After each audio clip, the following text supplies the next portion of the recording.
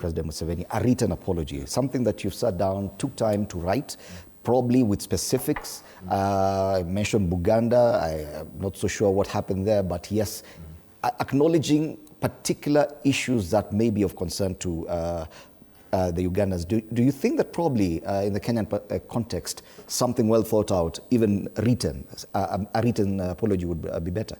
Thank you, Fred. Let me tell you the context. And Uganda is a very interesting country where I've had time to be there, visited all the key places, and really, as a student of political history, really started to understand. Now, I'll tell you this, Fred. Always look at the context. Nobody tells you where that apology was delivered. It was in a crusade, again. It was a church function. It was a crusade called Light Up Uganda for Jesus. You see, the emotions, because it's lighting up Uganda for Jesus, now you come, and the only thing you can do to appease the people is now saying, I'm sorry. Again, the context. Go to State House, please. Be deliberate about what you want to do, if you are genuine. Come and say, these are the, don't say for all the things we did. How?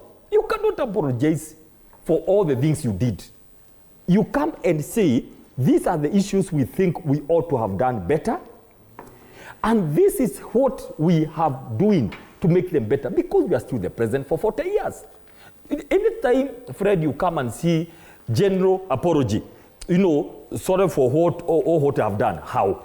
You come and say, I think my words to you last night, Fred, the message I sent to you was a bit insensitive, and I apologize. Okay. I withdrew. Look here, again, in a prayer crusade, and then the only thing, because of, you know, forgiveness of all that. That's why I said, I think now, this is another problem now going to East Africa again.